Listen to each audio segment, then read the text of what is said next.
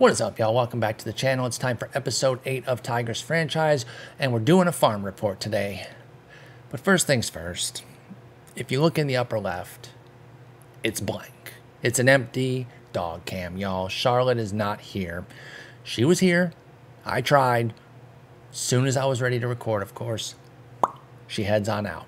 Unbelievable. It's like she knows. It's like she knows that it's going to annoy me. It's like she knows I want her here, and she doesn't care. I will own this one a little bit, though. My girlfriend, Jen, works out of the house on Mondays and Tuesdays. And so if I just consistently record on Monday or Tuesday afternoon, then I'm guaranteed to have the dog cam filled. Because while they are not required to be in a room with one of us, they want to always be with one of us. And generally it's Jen, let's just be honest, and who can blame them? She's way cooler. She doesn't sit around blabbing about baseball all the time. And so I totally get it. But when she's out of the house, they finally come crawling back to Dad and want to hang out. And so if I'd have just kind of moved some things around or gotten my work done quicker in the afternoon, we could have had a full Char cam there, or even had Henry in there. Sometimes he gets in the bed right there, our other dogs. So I botched this one. It's my fault. Maybe she'll come trotting back in, but I doubt it. So for now, we'll take off the Char cam. Now let's move on to the, well, I was going to say the more important thing. No, that's the most important part. We covered that. Now we'll move on to the secondary piece, the farm report. We did the draft last time out, so I figure it's fitting to kind of deep dive where we're at in the minor leagues and kind of see what's been going on. First things first, let's take a look at the top teams. And you can see Cincinnati's sitting number 1. That's pretty nice. And without a bunch of the names that we know, like Chase Petty, Edwin Arroyo, sure, but all those other names that, you know, we've seen this year in real life graduate and kick butt have obviously come up in this game, or maybe some of them have faded, but either way, they got Shohei. Oh, wow. That's funny because when I did my Cincinnati sim, I got Shohei as well. But anyway, you see Ellie De La Cruz. Oh my gosh, he's having a wonderful year. Where's Matt McClain? Is he cooking? Oh, Edwin Arroyo's up, so he's going to graduate. There's Spencer Steer. I don't see Matt McClain. I wonder, has he fallen off a bit or something? I also don't see Noelvi Marte. I was kind of expecting to see one or both up because they weren't listed on the prospect list there. Okay, here's Matt McClain. Ooh, he's fallen off. Got a bad roll here.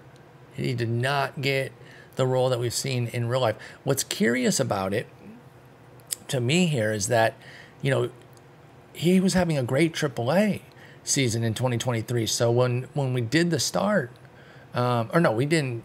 Did we do a live start? I can't remember. I can't remember if we live started or just did it at the very beginning of the year.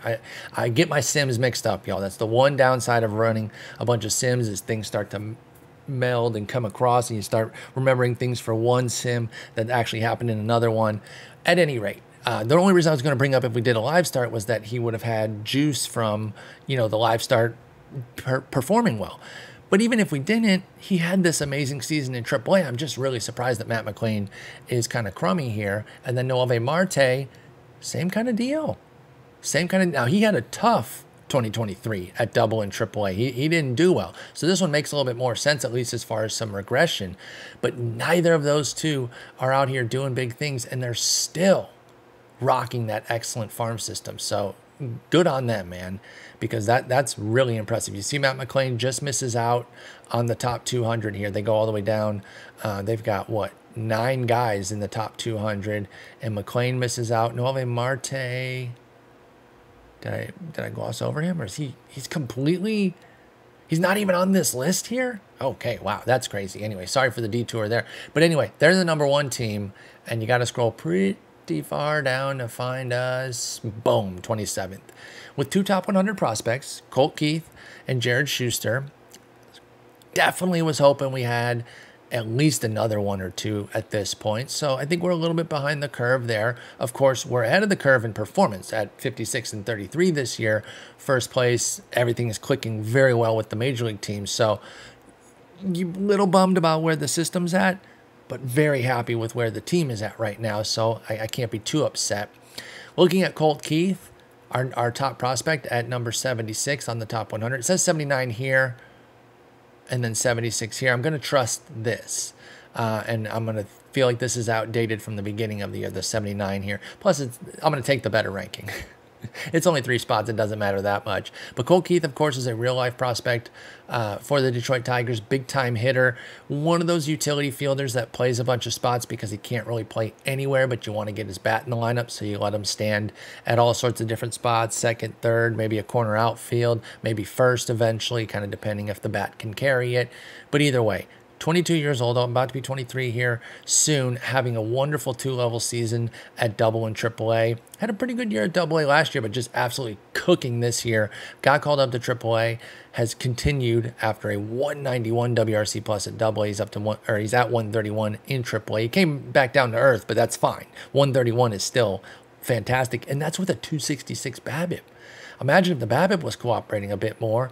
He could be popping off there. He did have a 356 in Double A, so maybe there's the regression gods, caught up to him in Triple A. He figured if he left Double A, then the BABIP regression gods couldn't find him. Now they tracked him all the way to Triple A and got him there. But he also has 16 homers at both levels, 1 in 32 games at Double A, and then in 45 games at Triple A.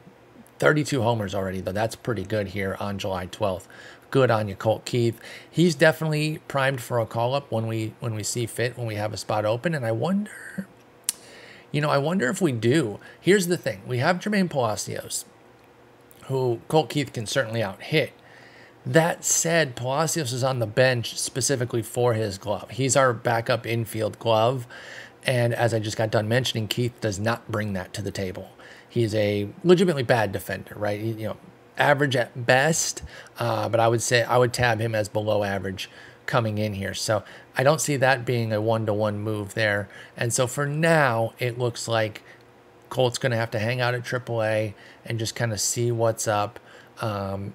Maybe he's eyeballing Zach McKinstry and rooting against him. Although you shouldn't do that. Don't root against your organizational mates just to get an opportunity. I'm sure some players do, though, right? Some people are ruthless, right? Not everyone's a team player. Some people are out for themselves. They're like, I hope this guy flops and falls on his face so I can go take his spot, which, self-preservation, I get it to a degree. Obviously, you would not want to openly be saying anything like that, but I guarantee there's some players who feel that way. Our other top 100 prospect is Jared Schuster, former Braves prospect who we did trade for. We gave Michael Lorenzen and Troy Melton last year. Now, Michael Lorenzen is currently with the A's, and he's in rookie league for some reason. Okay, he's out. Sorry. Torn labrum.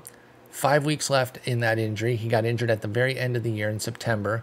And so being listed as being in complex league, that actually makes a bit of sense, because when you have a major injury like that, it's not out of pocket for a player to kind of go all the way down in the complex league where they're working with training staff and coaches to kind of build back up and then work all the way through the minors, as opposed to a standard 2-3 week injury. Your rehab is just at AAA or AA if it's closer to the major league team, and then you're back up.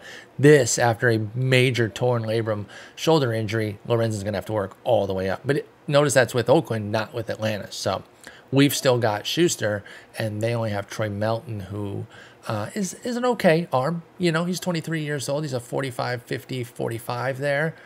Borderline starter, it says, as his current role, with the future of being an actual starter. If he gets that 5 stuff especially, he's all right.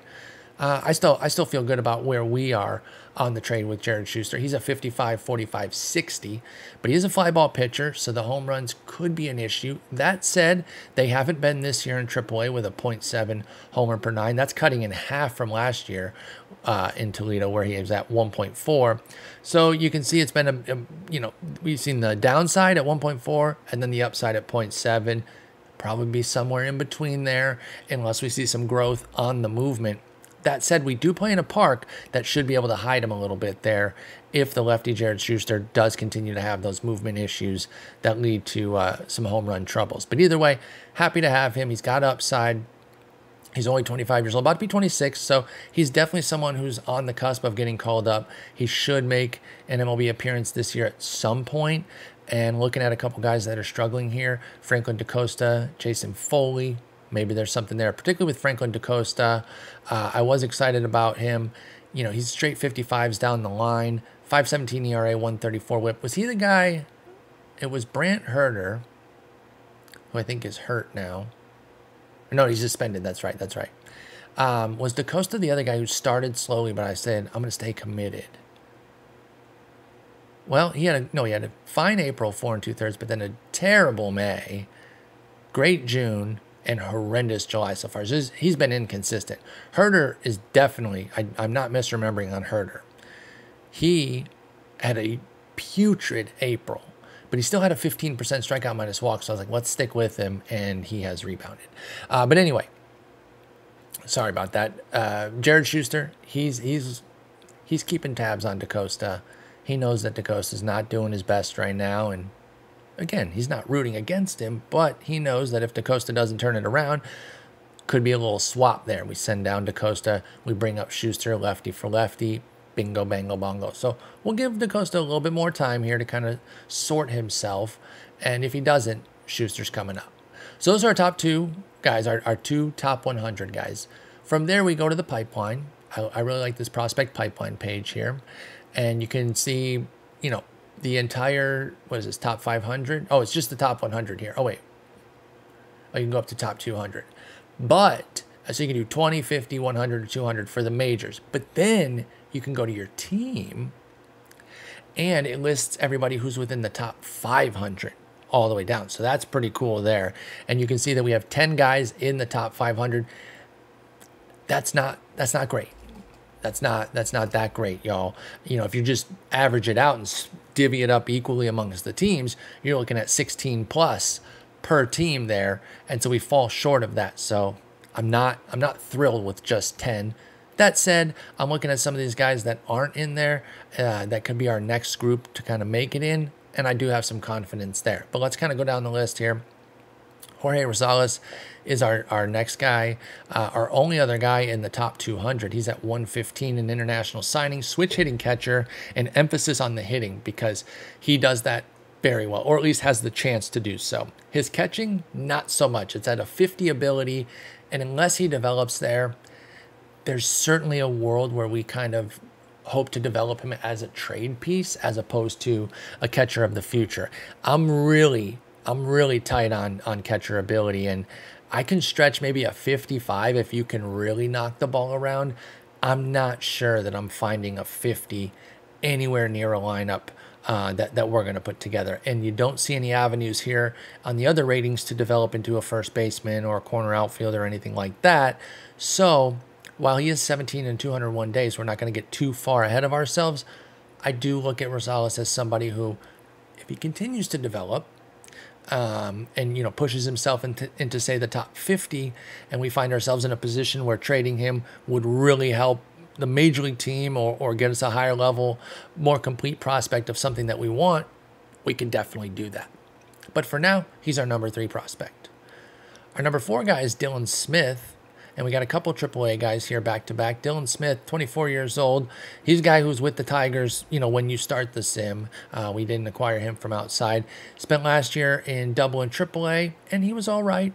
This year, back in AAA, and while the results aren't great at 5.29 ERA, 140 WHIP, I do like the 14% strikeout minus walk. That's palatable for a starter. I don't have any problem with that. He's a 50-50-55 with 55 stamina. That's solid. That's pretty decent. If he can develop a little bit more, maybe sprinkle another 5 or so on a couple categories, all of a sudden we got ourselves a worthy back end of the rotation starter or a potentially dynamite, multi-inning reliever. Y'all know I'm all about the stopper role. And so somebody like this right now doesn't necessarily jump out as like, oh, he's an automatic badass stopper. But we'll move him to relief. Oh, he doesn't even get a stuff boost. That's a bummer. That's a bummer.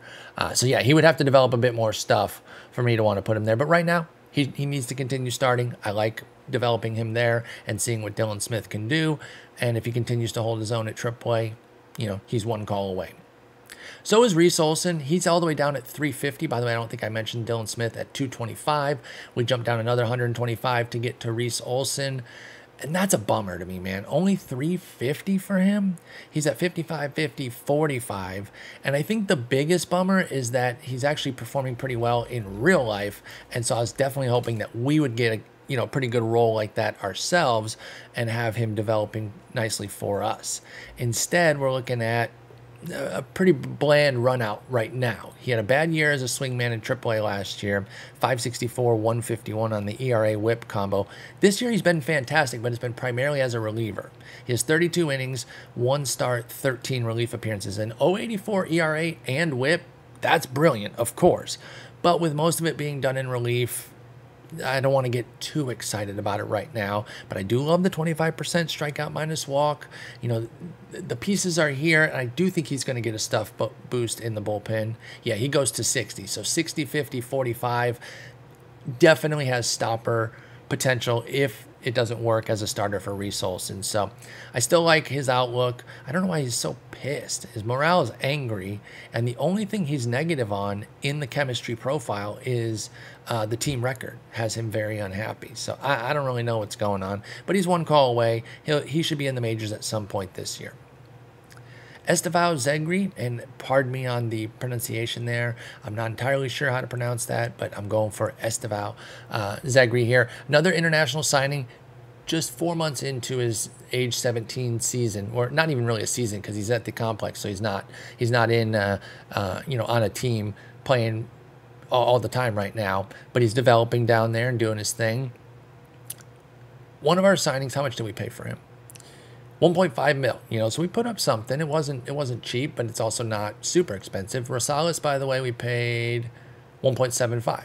So, you know, 2 nice signings here. Guys that are already big prospects for us, even though they don't rank super high, they're big for us, right? And that's a good lesson, and I've known this as a Tigers fan for years, that not all #1 prospects are created equally, right? It's obvious when you think about it, but sometimes you'll see a trade happen, and I remember this specifically. One specific trade that really drove this home for me was the Devon Travis trade with the Toronto Blue Jays. Devon Travis, I think, actually. But he was traded for Anthony Gose, and I remember it being like, oh, you know, the Blue Jays got the Tigers' #1 prospect. And it's like, yes, that's true, and he's a decent player that I had some excitement for. I remember seeing him at the Arizona Fall League. But the Tigers' #1 prospect for a lot of, you know, the recent years, say the recent 15 to 20 years, right? Big period here. In the 2000s, getting the Tigers' #1 prospect in a lot of instances hasn't been that great, particularly when they were competitive under the Dave Dombrowski regime. He used prospects to strengthen the team. So it was usually a pretty thin system. Now, there was one time that getting the top 2 prospects for the Tigers was a huge deal, and it netted one of the greatest players of the generation. I'm, of course, talking about the Miguel Cabrera deal, trading Cameron Maybin and Andrew Miller. Now, neither fully lived up to the hype that they had. They were supposed to be cornerstone superstars, and instead, you know, Maybin was a solid outfielder for several years, but battled health issues. In fact, had like 3 different tours with Detroit. And then Andrew Miller, of course, never worked out as a starter, but then eventually became a premier reliever, one of the best lefties in all of baseball. But of course, that was not with Miami at that time. So I think that trade worked out for Detroit. But anyway, tangent aside here, Zegri, green all over, right? Tons of green. The gap power is the only thing that comes up shy of green at 60, 50, 55, 55, 55. No speed, no defense, though. Well, I shouldn't say no defense. He has high work ethic, and he's 45, 45, 65 in the outfield. Great arm. And, you know, we're a couple sprinkles of 50 on the range from really being totally fine with him in a corner. As it stands right now, I don't mind putting him at any of those positions, first, left, or right, particularly in the minors. We'll see how it develops. I'm not too worried about that one way or the other right now. I don't think we have to when you're talking about a 17-year-old who's not even yet playing organized ball. He's just in the complex training. Wilmer Flores is down at 380. By the way, Zegri was 360 if I didn't mention that. Wilmer Flores at 380. He's our #7 prospect. And you may recall that name, Wilmer Flores. That is his brother. Yes, they are named. They're both named Wilmer Flores. Rougned Odor has a brother named Rougned Odor. George Foreman named like his 42 kids, all some form of George or Georgina. Didn't matter. Boy, girl, you're coming out, you're getting a George name. And hey, that's fine. It might be confusing, but I kind of respect it. Like, we found a good name. Why are we going to try to find another one, right? Like, if you find something that works, stick with it. But anyway, Wilmer Flores is a pitcher, and maybe they thought, okay, we're going to have 2 major league sons. We're going to develop one as a pitcher, one as a hitter, and that's how people will tell them apart. We don't have to worry about this name thing. So our Wilmer Flores is 55, 55, 60 right now. He's kind of ready to go, if I'm being honest. He's over at AAA. This is out of the bullpen, but with 45 stamina, definitely can go multi-innings. He's killing it at AAA. As I showed you earlier, though, we don't really have a spot. So he's kind of camped out. And listen, I am not trying to test the OOTP gods here and say like, oh, you know, we don't have any spots. Our pitching's so deep. No, no, no, no. I'm not saying that. I'm not saying that, OOTP. We do have backups, but if they stay in AAA all year because we don't deal with major injuries, that's fine, and that's preferable. But I do like where Wilmer Flores is at. I've seen some great runouts with him in the last 2 game cycles, 23 and 24.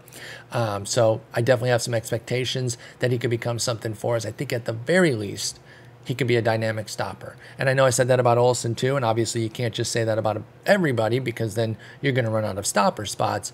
But with the 45 stamina, the green all over, and the deep pitch mix, that could definitely work for Wilmer Flores if we can't make him a nice, solid mid-rotation starter. This one might be the biggest disappointment of them all. In fact, the next couple here, because at 412, our number 8 prospect is Eric Batanti, the number 3 overall pick from 2023. He's not even a top 3 guy in our system. That's tough. That's really, really tough. He's already looking like a bit of a flop. At rookie ball, held his own for 97 plate appearances. Figure, okay, let's go ahead and move him to A-ball. Maybe that was a mistake. Holy smokes, he's terrible. He has a 29 WRC plus in A-ball right now. And you can't just look at it and be like, oh, it's his BABIP. No, it's a 366 BABIP. In fact, it should come way down from here. Like you can't really rely on that high of a BABIP to sustain. And so I'm looking, you know, let's compare him to A-ball right now. It does go a bit light. It's 30-30 on the contact and avoid K. And I generally do try to avoid having both be 30, but I figured with the home run power there, you know, an above average or not above average, but a 35 eye at least relative to the level. I figure I thought he could hang, but maybe I pushed him too far, and now it's going poorly. I should probably demote him back though. 45% K rate, 29 WRC plus. It's only 104 plate appearances. I could try to let him work out of it, but I mean, what's going to fix itself? The strikeout rate, I doubt it. He was at 30% last year. And like I said, the BABIP is probably set to come down if we're talking about it realistically. So I think I might move him back. This is not great. I don't love doing this. Oh, wait, no, I already did. Never mind. I already did. He's already in the complex league. Never mind. It's been done. So we'll see. Batanti's still only 18 years old, you know, close to 19 now, about 120 days away from that. So another 4 months or so. It's not panic mode yet, okay? Prospect growth isn't linear. Let's not freak out. But so far, it looks like hell. And then also disappointing is Campbell Smithwick sitting at 462, our number 9 prospect, because he was a supplemental first-round pick. Catcher out of, where did he go? Conway? I don't know where that is. I thought he went to a bigger school, so I must have been thinking of something else because I don't know what the hell Conway is. Oh, he's a high schooler. He's not even a college guy. For some reason, I was thinking he was a college guy. Anyway, Campbell Smithwick, it's kind of a bummer. You know, he's 55-55 on the ability and arm behind the dish, which is fine. Again, you know, I like at least a 60 on the ability. And a decent bat, you know, I thought we had something here. He did have some big drops in March here. Potential contact drop from 75 to 55, potential power drop from 50 to 45, and all of a sudden he's dropping from a potential premium catcher to a real run-of-the-mill type guy. Again, prospect growth isn't linear, meaning he could turn back around. He could get back on track and start to look more like the guy that we drafted, but early on it's kind of rough. He too, Campbell Smithwick, held his own at rookie ball, so he got promoted. And he's also been a flop at rookie. Now, it's funny because a 69 WRC plus is not nice. Don't say it. I know you're saying it. It's not nice. It's very bad. But it's actually so much better than Batanti's. That's kind of sadly funny. that he's 40 points better than Batanti with a 69. I didn't move him back. I'm leaving him right now. I'm going to let him work through it a little bit here, Campbell Smithwick. We'll see what happens. We'll check in on him maybe again in a month. And if it's really bad, maybe we said, well, I mean, at that point, I don't even know how much time will be left. He's probably just going to ride it out. We'll see what's up. Jace Young's our number 10 prospect. He's sitting at 479. And this one's another bummer because I was just kind of hoping that he would progress forward. I'm a big fan of his brother, Josh Young, who's with the Rangers.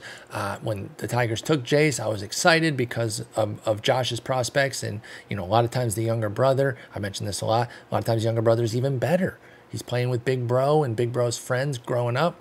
And so it's almost like, you know, they get trained at a harder level when you're the younger brother. It depends how much younger, right? If you're 5, 6, 7 years younger, you're too far to really be playing with your brother. But if you're just a couple years younger than him, then you're kind of being brought up a level all throughout your childhood, right? If you're hanging out with your brother. Yeah, they're 3 years apart.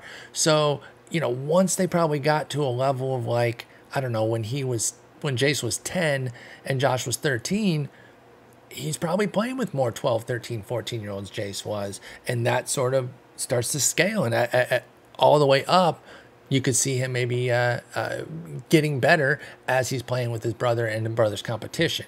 At any rate, he was at Texas Tech, quality player over there, solid draft pick. I'm excited about him. He's having a bit of a mediocre year, just an 87 WRC plus in his first taste of AAA. But I'm not panicked here. We'll stick with him. He's kind of like Colt Keith with maybe a little bit lesser bat, but a much better glove because he actually has a glove. Like, I don't mind putting him at third. Definitely first is fine. Second base wouldn't be the end of the world. He's basically straight 55s down on the range, error, and arm, and then 45 on the double play. By the way, I just realized, does anybody use this acronym like READ, range, error, arm, double play? Because it just kind of jumped out to me right there. Don't worry about the P. It's not read. Don't do read. But I do think read is kind of a cool way to call that. And then you can just say, oh, he's 55s down the line on his read. I don't know. Whatever. I was gonna say showcasing it. No. I'm workshopping it. Give me a break. Anyway, that's it for our top 500 guys. Our top 10 prospects are all in the top 500, but that's not an achievement. Let's go back to Cincinnati. They're the top team right now. They have 22 guys in the top 500. Let's go to a team in the middle of the pack. We don't even have to just compare ourselves to the best because that's pretty lofty, right? Let's go back to the system rankings. Let's just look at a team a little bit ahead of us. The Rays here. They've got 2 top 100 guys just like us. Let's see what they've got going in the top 500. If it's like the real Rays, they should have a bunch. They've got 14. So they're not blowing us out of the water, and they're still falling short of that 16 average if you just took 500 divided by 30. But 4 more than us. That's a pretty decent chunk better than us. I see their first-round pick is languishing a bit, too. Actually, he was a supplemental pick, Reed Lauder, down at pick 31. He hasn't really come through the way expectations are, and he was a big-time pick for the Reds in real life, and we'll see what's going on with him. I definitely like him to be better than what we're seeing here, 45, 50, 50. At any rate, back to our system here. See if we can find any gems that are outside the top 500 that we have confidence in. I don't really understand. I mean, I guess he's 26, so that's probably it. I was going to say, I don't understand how Freddie Pacheco doesn't get top 500, but he's 26, and he's a reliever because of his 30 stamina. So I do get it. I do get it. That said, I do value him as a legit prospect, even though relievers are not super difficult to find and cultivate and, you know, not going to be like game-changing prospects. You can still count them amongst your prospect group and say, okay, we've got this guy who's going to come up and can deliver quality innings for us. If we can squeeze that 5 stamina, you already know what I'm going to say, okay? You already know. But I'm going to do it. If we can squeeze that 5 stamina out of Pacheco, boom, premier stopper. And I will say this. I'm saying that because of the meme of just saying that every pitcher could be a stopper. But I'm also saying it because if Pacheco did get that and get up to 35 stamina, he's better than Olsen and Wilmer Flores, for sure. With 70 stuff, 50 movement, 40 control with 45 potential. Just the 70 stuff alone, put him in the bullpen, he's going to go crazy. He doesn't have a 164 whip at AAA right now because that walk rate is at 22%.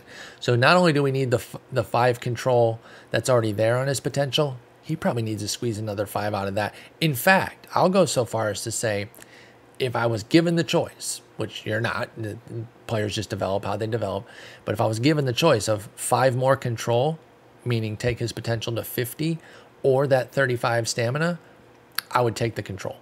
I would absolutely take the control, because if he can get to 50 control and he's 70, 50, 50, that's a badass reliever. And even if it's not like a true stopper, because I try to go for 35 stamina just so that they can get the multi-innings consistently.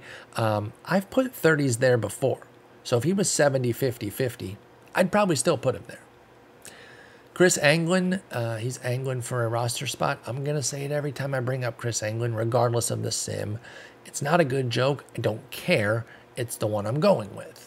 Chris Anglin's also in AAA right now. He got the move up from high A, and he was down there languishing with a 6.50 ERA and a 1.68 WHIP. I can't remember exactly why I moved him all the way up to AAA. I'm not sure that was the right move, but I did it at some point. I don't remember when. He threw a no-hitter last year. That's kind of cool.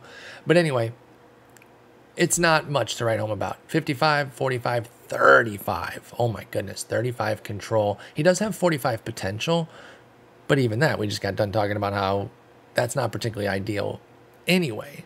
So we'll see here. He's got the 55 stamina to start, but we need the core skills to get a bit better before we're going to consider starting him. Love the arsenal. It's a strong pitching arsenal without a doubt, but is there going to be enough to get him into a starter's role? Certainly not yet for Chris Anglin. He is only 22, about to be 23, still plenty of time.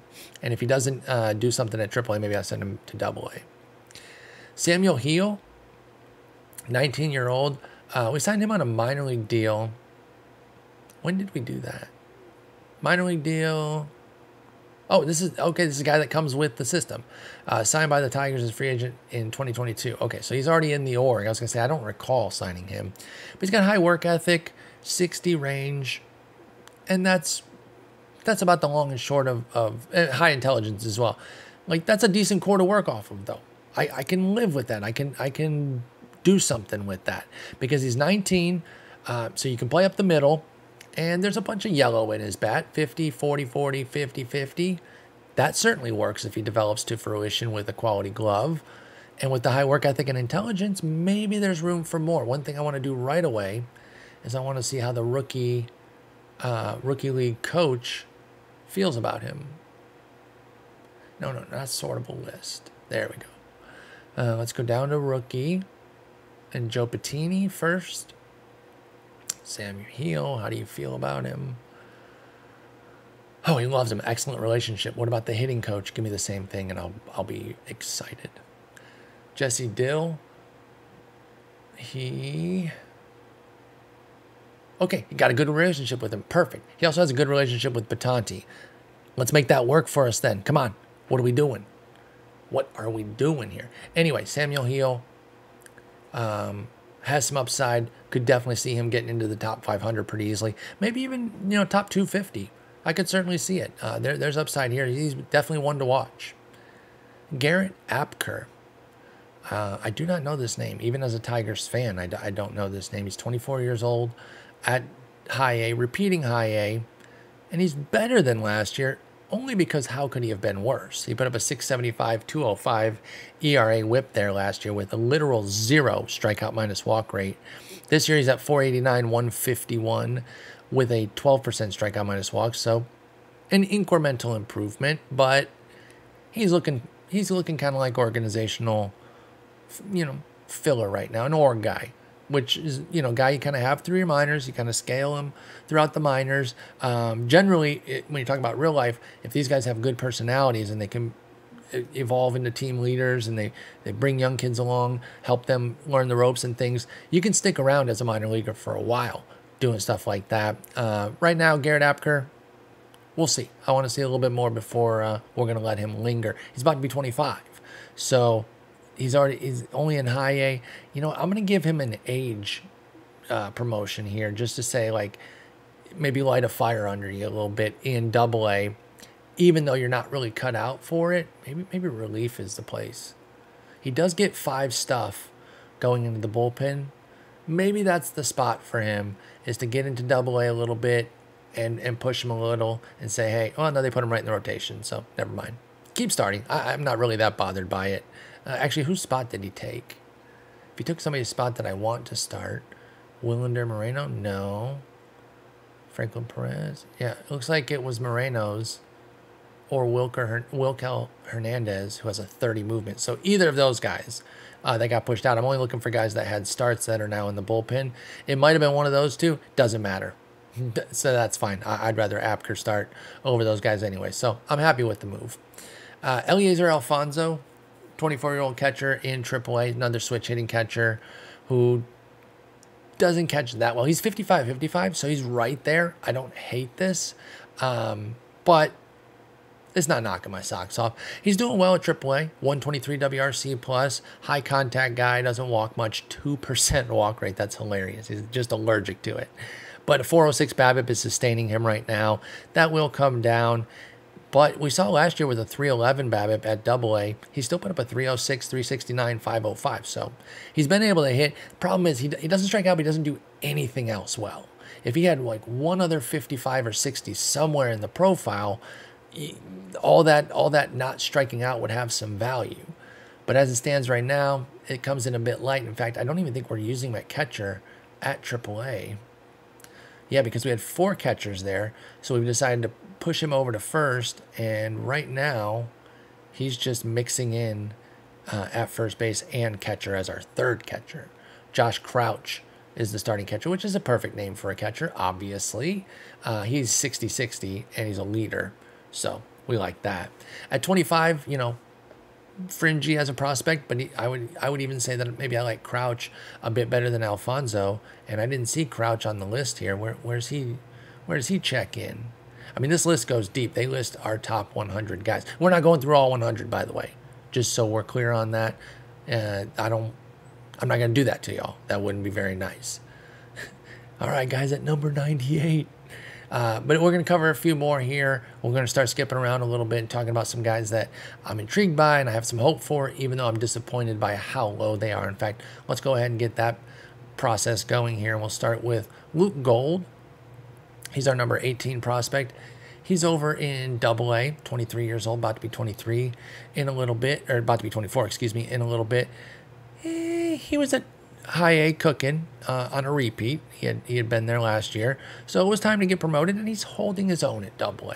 I don't have any issues with the profile and all of that right now. You know, for who he is, my big issue right now is the plate skills are terrible. 35% K rate, 6% walk rate. He was 25-14 at High A. Now, listen, he moved up a level, so it's harder. I totally get that. But I need Luke Gold to be better than 35-6. That's just not going to cut it. And he's riding a 404 BABIP, and he's going to have to keep that going if he wants to continue to have success, if he doesn't improve those plate skills. Roberto Campos. Very excited about him in real life. And I was very excited about him coming into this because of all the, not all of them, I shouldn't say all of them, but I do remember multiple star turns that he took in different sims I did in OOTP 23. And I was really, really hoping that now that I'm doing a Tigers one, that we would get a big run out for him. And unfortunately, right now, it's not playing out like that. In real life, he's at High A as a 20-year-old, and he's holding his own. He has a 98 WRC plus there right now. For us, he's at AA. You know, of course, it's a year ahead. So he's at AA, doing well. He's performing, but the skills aren't really there right now. At 21, he just turned 21 like a month ago. 21 years old, 28 days. There's still time here. But something needs to come through, right? Like, we need a little TCR. We need a little development. Something has to break for us. And you know where I'm going to go. I'm going to go back to the personnel. Take a look at AA. Jason Gooding. How do you feel about Campos? Good relationship. Perfect. Hitting coach. Steve Davis. Tell me something good, buddy. Oh, I saw Campos. I got excited under good, but that's Ulysses Campos. Where's Roberto? He's under average. Okay. It's not great, but at least the manager likes him. and the hitting coach doesn't dislike him. It'd be nicer if they were in lockstep. What about Jingbo Zhao? Oh, he's got a good relationship with him. Our AAA hitting coach. That's good to hear. And then our Major League, Michael Berger. Oh, Berger's got a good relationship with him too. Okay, so look, Steve, I don't know what your problem is, but you might want to fix your attitude with Roberto Campos. Everybody else likes him except for you. No, it's average. Average is fine. It's average, right? It's not the end of the world. But when you're trying to develop somebody and you got high hopes for them, you really want everything to be clicking there, and it'd be really nice if it was excellent or good. But we can take average. Need to sprinkle some fives kind of across the profile, though. The defense isn't great. He can hold a corner, but not super well. The offense needs some more greenery, so we need to sprinkle some fives pretty much everywhere. Give me 5 everywhere. Of course, that's a huge ask. That transforms him into a completely different player. But at 21, it's certainly possible. Roberto Campos, we're going to be keeping close tabs on him. Abel Bastidas, 20-year-old switch-hitting shortstop at AA, can certainly pick it. He's got the glove to be a middle infielder. Does he have the bat? That's an open question. He just got promoted to AA. I did this sweep probably a couple days ago, where I moved everybody around in anticipation of this episode. So maybe after the draft, obviously I didn't record this the day I did the draft episode. So I think I did the draft, and then the next morning I moved everybody around, and now 2 days after that I'm recording this. So anyway, plate skills are actually kind of there. He's got 50 eye, 45 avoid K, with 10 more potential to the eye and 5 more potential to the avoid K. I like that. The issue is that when he does make contact, he's not doing a whole lot. It's a 40, 35, 30 right now, and it's 45, 45, 40 in the future for Abel. And that's just not going to cut it. Now, listen, as a glove first, glove only type of guy, I still see a good future for him. You know, he can at least, fill this Jermaine Palacios role. Of course, hopefully to a better degree, because Jermaine Palacios has a 6 WRC plus. But you know what I mean? As our backup big glove, I can see it in a few years down the road. But I would love, love, love to see some things start clicking with the bat, and maybe turn him into a real player, turn him into a dude, as people like to say, which is parlance for, a badass, somebody good, a key player. Got to do the check again. Let's see what Steve thinks of him. Steve Davis, our hitting coach at AA. Okay, he's average with Abel. He's average with most of the team. Only 3 hitters have a good relationship with him: Eduardo Valencia, Manuel Sequeira, and Ricardo Mendez. And then 3 have a fair relationship with him: Austin Murr, Luke Gold, who we talked about earlier, and Miguel Aparicio. So for the most part, he's just average with everybody, and that's okay. It's not the end of the world. Jason Gooding, the manager, he's pretty average with everybody too. He just so happens to really like Roberto Campos, which is great. On Abel, though, he has a poor relationship with him. So, okay, this is a fresh promo, so he hasn't been here long. Now, I did give Bastidas a promo despite having a 62 WRC plus at AA. And it was one of those things where I would imagine, because I don't remember specifically, so let's kind of reverse engineer this. Yeah, so I did his ratings relative to AA, and this checks out as somebody who should be at AA. So that's why I had him there. You know what? He could get the double skip here if things check out. Jingbo, how do you feel about him? How do you feel about Abel? Give me something good. Abel, where you at? Boom, good relationship with Abel Bastidas at AAA. And then our manager, Brian Green, how do you feel about Abel? Okay, he's got an average with him. But the hitting coach, Jingbo Zhao, he likes him. Do I dare move him all the way up to AAA? And everyone else in the org's like, what? How'd this guy get moved up? He's not performing that well. And it's like, well, we see a relationship here. We see an angle. We're trying to make something happen. I don't know. I'm a little torn on it. We have 18 guys there. We got some guys that I don't have super high hopes for, but I'm not really trying to get rid of because they're young enough, like Wensiel Perez, for example, who I just looked at there. You know, even Andre Lipsius, he's 26. He's on the cusp there, but I'm going to give him a little bit longer, especially since he's an original prospect for the team. Zach Short. I like Zach Short in real life. Has a cool podcast with some of his former Cubs teammates. But at 29, is he really doing it for us here? I'm not so sure. And he doesn't really have the glove that he probably deserves. I think his glove is better than this in real life. He's 55s everywhere except 60 error.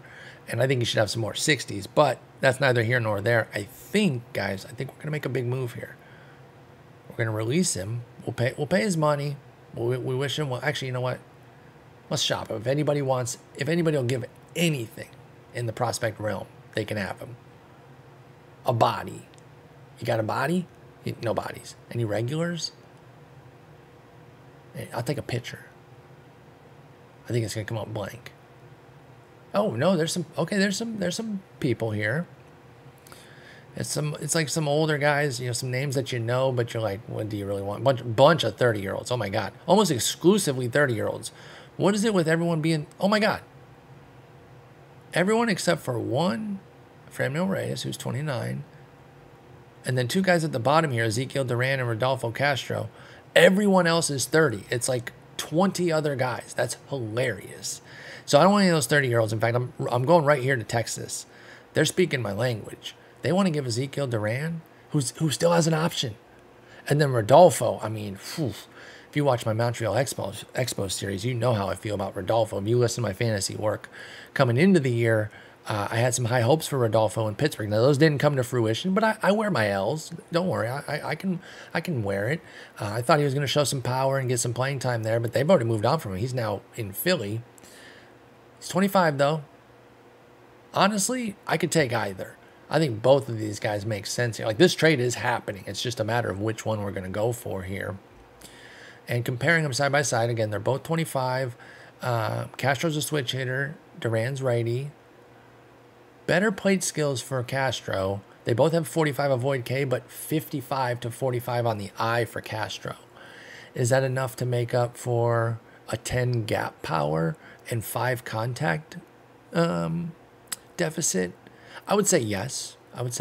Better speed profile for Duran. He's 55 running speed, 65 steal bases, and 60 base running instincts. And it's 40, 60, 55 for Castro. Castro's a better bunter. You guys know I don't care about that, though. Hashtag never bunt. Defensively, oh, it's Castro. Oh, yeah, it's Castro. I'm going for Castro. Dolfo, get over here. We're doing this. This is a good deal. Now, I will say this. Oh, wait, hang on.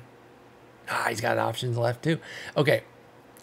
It doesn't really clear the path for the situation that we were trying to get to, though, which was to bring Abel Bastidas up to AAA and have it kind of make sense without adding a player there.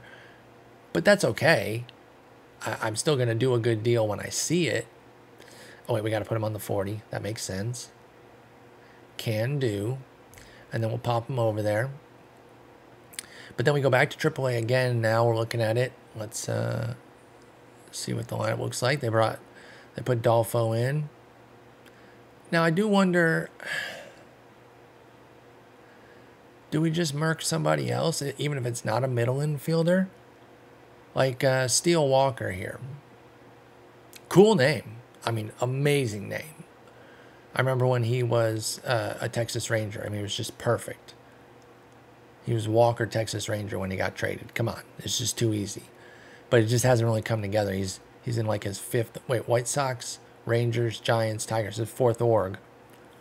It might be, his fifth might be coming up. He's 27. He's a 40. He doesn't bring much defense. He doesn't bring much bat. I think he's gone. Oh, and he went to OU. Hook 'em Hornets. Get out of here. So that'll clear space. And again, we could have had 19 guys at AAA. That's not like some breaking point number for me. But I wanted to keep it at the same number here. But I'm going to try this. We're going to run this gambit here. We're going to move Bastidas up to AAA. He hasn't exactly earned it.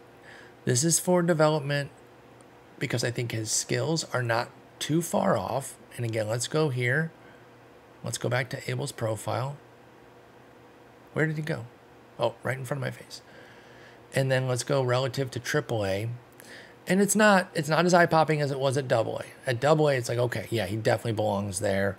He comes down, gets some orange now in AAA, 45, 35, 35, 50, 50. But that's all right because the relationships are there. And I'm hoping that our hitting coach at AAA, Jingbo Zhao, can get the best out of Bastidas. So let's run the lineups again. And they do put Bastidas in. That's what I like to see. And boom. We'll try that out. We'll keep tabs on that and see how it works. Now, back to the pipeline. A few other guys here, and then we'll get going. A few other disappointments, unfortunately, that I want to talk about. Guys that I'm like, man, I really thought that they were going to be, part of our prospect core, and they could be, but right now they're really falling short. Another recent draftee, Parker Pico, second rounder at pick 53. Now, you don't necessarily have your second round pick tabbed to become a top 100 overall guy immediately, but he's not even top 500. Come on, like that's disappointing. And his scouting report most recently last month was devastating. Minus 15 on the potential contact, minus 5 on the potential power, minus 10 on the potential eye, and boom, that's why we're here where we're at with Pico. And it's starting to look very pedestrian. Now, it is only scouting accuracy high, and I usually like to get to very high, so I'm going to run another scout. But hopefully it doesn't go the other way again. We need Pico to be better. Now, he's so young. He's not even a full month into being 19 years old. I'm not too worried about him just yet. It's a bummer that he took that big hit, but we're not out on him. Justin Henry Malloy is a big bummer because two things. One, I'm just excited about him in real life. Two, in P.F. Holden, first off, if you're not following P.F. Holden on YouTube, change that. He's amazing. But you probably are. If you watch OOTP YouTube content, you've almost certainly seen P.F. Holden's channel. He's also running a Tiger sim. We're running them, concurrently there.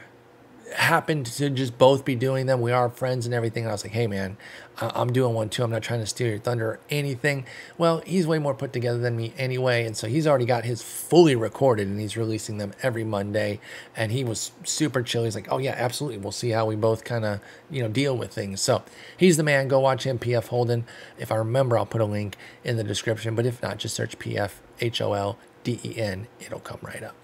But Malloy kicks ass for him. And I was like, man, I hope we get a good Malloy run out too. And we're just not.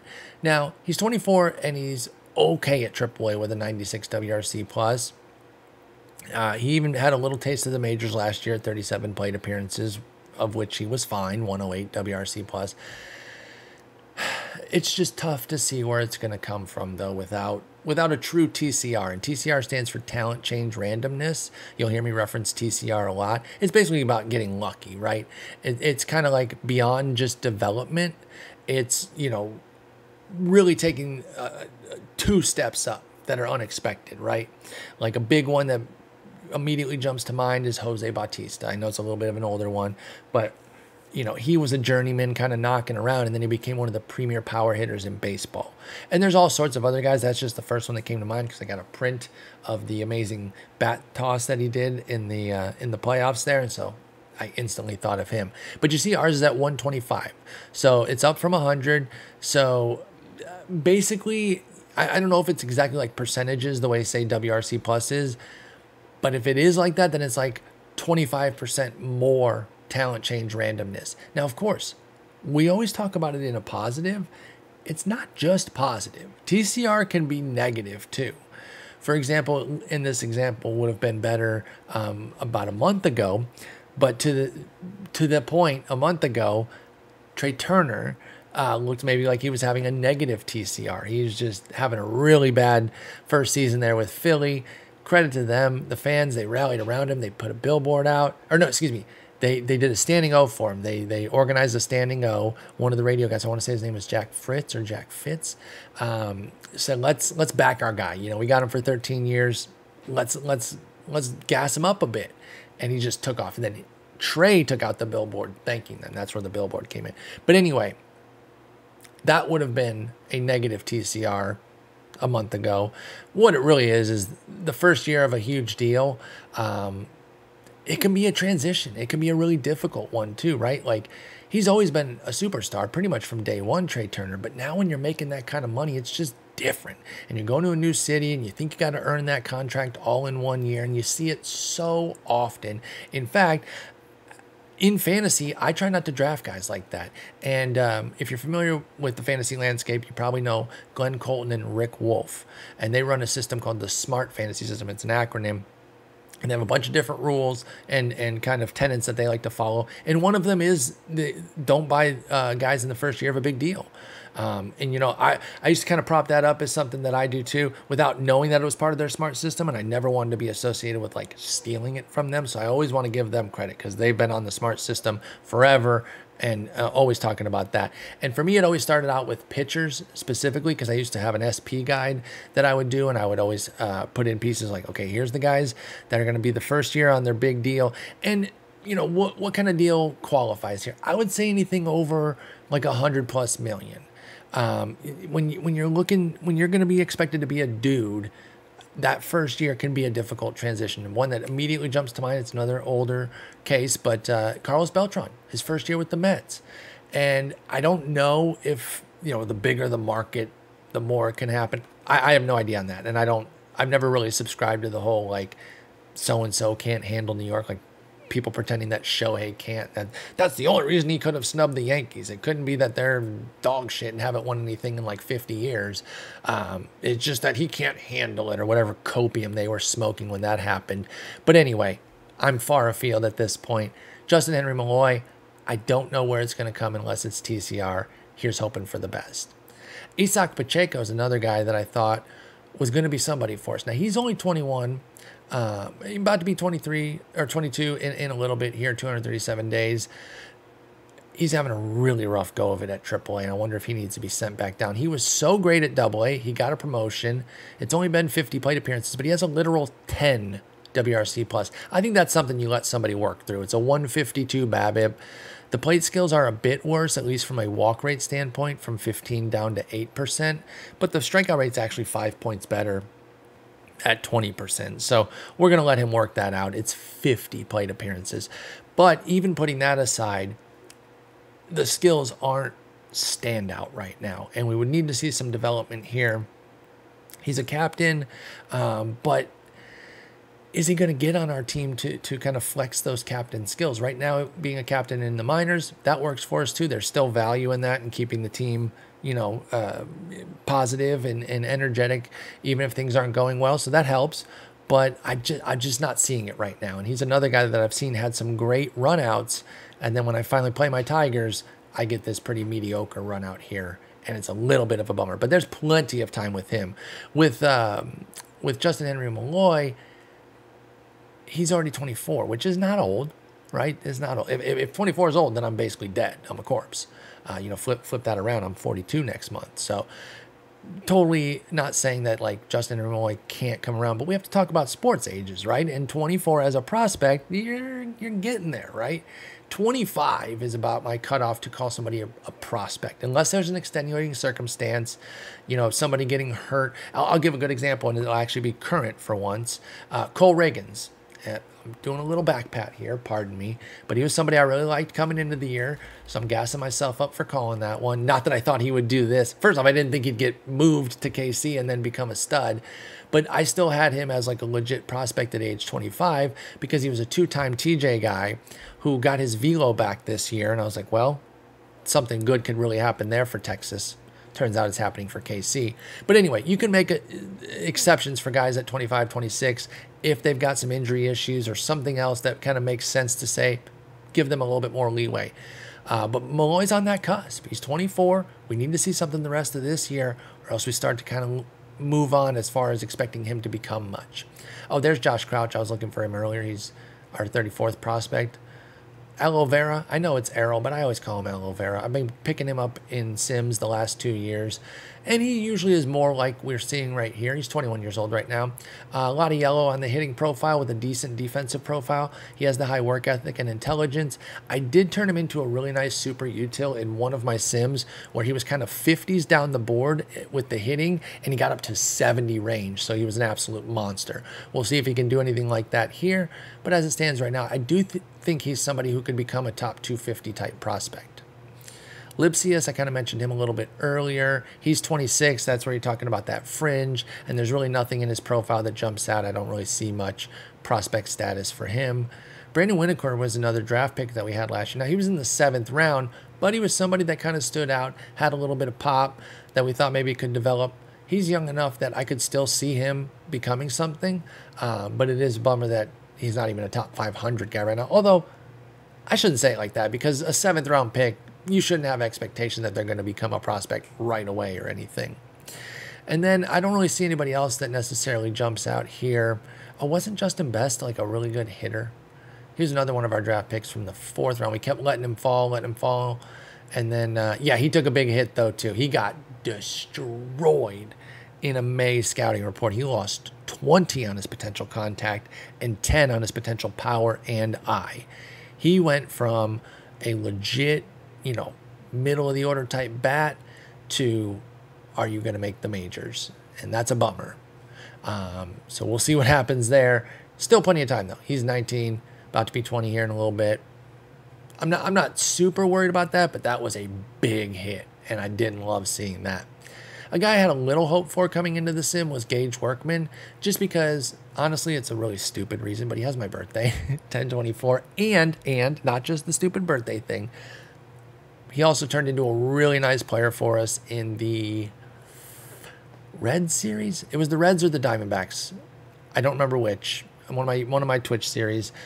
He was a badass defender with a solid bat, a bit better of a bat than we're seeing here, and a little bit better glove, although this is fine too. 60, 65, 55, 60. I don't have any problems with that, but it was even a little bit better in that sim, and he became a really nice piece for us. Switch hitter who was kind of playing all around. He was a super util type. I was leveraging that defense across the diamond, and I think he even was getting a little bit of outfield in that sim.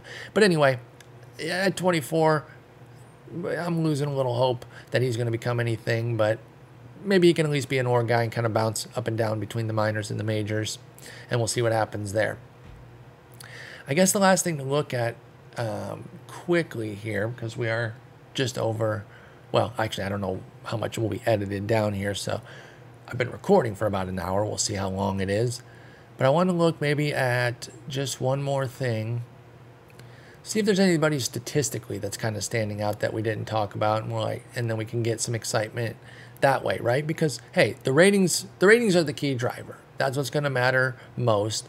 But it's also worth looking at some stats and kind of seeing how guys are doing, because sometimes that can be an indicator that hey, they're going to improve. So let's look at WRC plus. Let's sort by. Let's do 100 plate appearances. I think that should be fair, right? Go to batting stats, plate appearances, hundo. And even that's a small sample, let's be clear.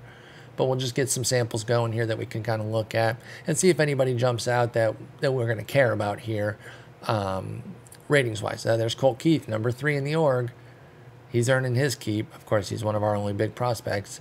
So at the top of the list is Jose De La Cruz, who does have a 190 WRC plus at Lakeland. He did get promoted in my recent run here, and as you can see, we haven't played any games since I did all those call-ups. That's why all these guys that are at these new systems don't have any stats for them yet. So that's going to be happening.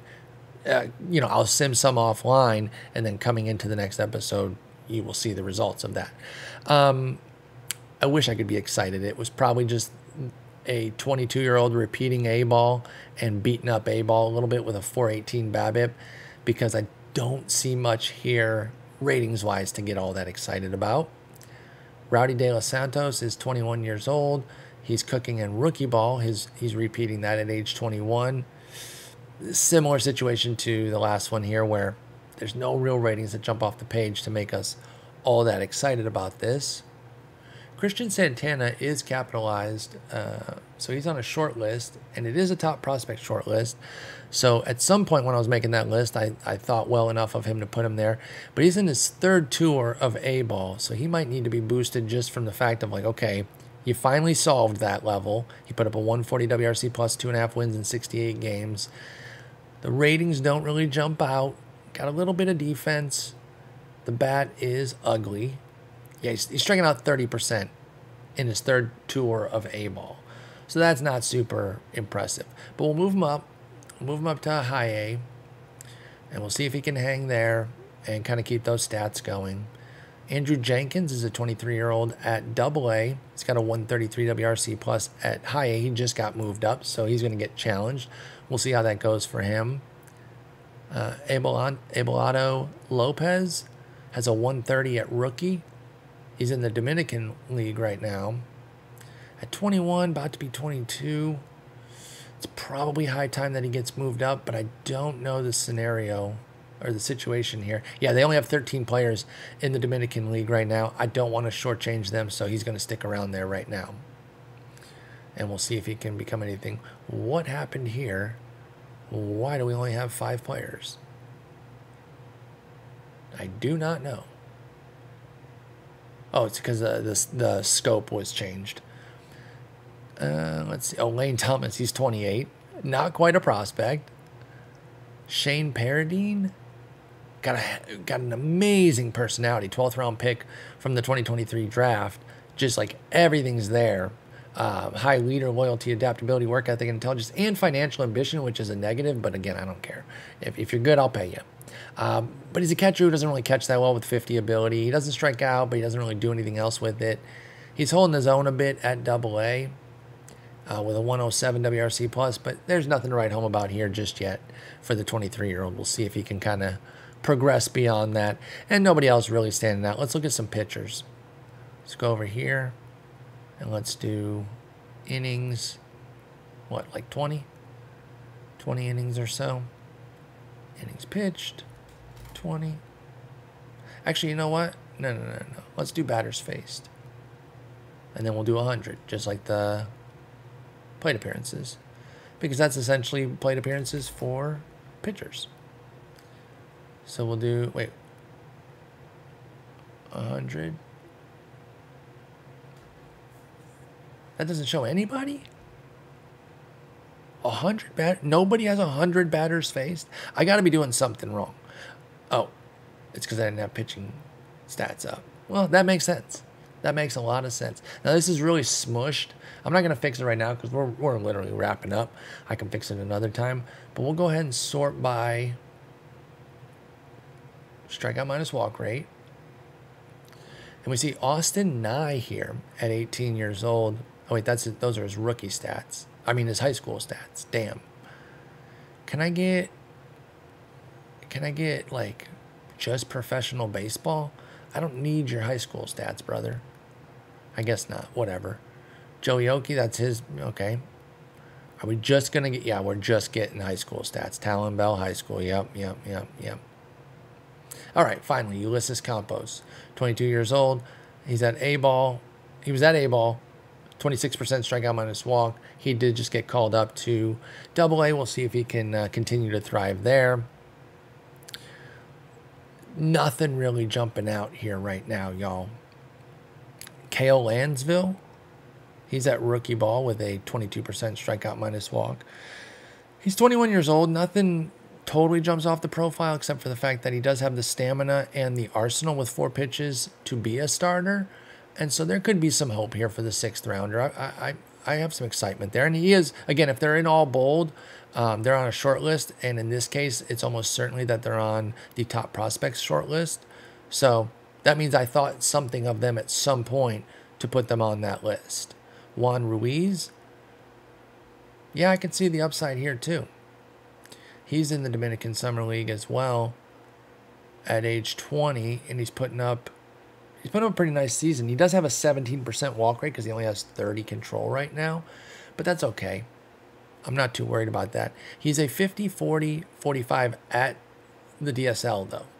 So maybe he shouldn't have a 17% walk rate, but he is worth having on the list. And I do have some intrigue on Juan Ruiz.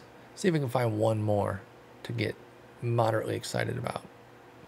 Dario Guardia? No. Aaron Haas? Is this Eric Haas's brother? That makes sense, right? We had Eric Haas. Aaron and Eric kind of sound similar. I don't know. I'm going to look it up. Eric Haas. I'll look up Eric because then it might list Aaron on his page. It does not list him. Let me see. No. Maybe just happenstance. Because Eric's actually from Michigan. He was born in Detroit. Went to Divine Child in Dearborn. He was drafted out of Dearborn by Cleveland. Now, that doesn't mean that his family couldn't have moved. But Aaron was born in Amarillo, Texas. Went to Wichita State. So, I don't think they're related. But anyway, he's kind of decent. He's 24 years old with a 50, 45, 40. Only 30 stam, though, so it's reliever right now. He did get a move up during my recent run through the minors, too. So we haven't seen him at AA. He'll get an opportunity. So anyway, right now, it's not a great system, okay? But I did want to deep dive it, kind of get the lay of the land and see where we're at. It's still early, right? We are only in the first half of our second season. And while we are performing very well, and I'm super, super excited about that, we're very much ahead of schedule on that front. And like I said, we're probably a little bit behind schedule on as far as our minor league system, but not so far that we can't catch up. So I'm not too worried about it. We're going to keep putting out quality personnel. We're going to keep making great international signings, hopefully good draft picks. And before you know it, we'll have this system going. I want to say, I'm hoping by the end of the year that we get at least a third top 100 prospect. That's not super lofty, right? That's not really a stretch goal. But I want to get a third here. And by the time we look at this in the offseason, I want to be in the top 20. So we got to move up like 6-7 spots. I think we can do that. It's not that crazy, right? Now, it kind of depends what we do at the deadline, too. I don't foresee us trading a bunch of prospects because we don't have any. But I'm not going to trade the guys that I'm excited about that aren't currently ranked either. If anything, I might look for a deal where we could even acquire some younger, controllable guys that are maybe at the AAA level that we think we could bring up. Even though we're competing right now, I wouldn't be against something like that. But we'll see if we can thread that needle. But anyway, that's the farm system. We will improve it, don't you worry. And then next time, we will get through the rest of July here and figure out what we want to do at the deadline. We got the break coming up. We'll figure out the deadline. We definitely have needs. I need to figure out exactly what they are and how we want to attack that. But we'll do that next episode. Until then, take care.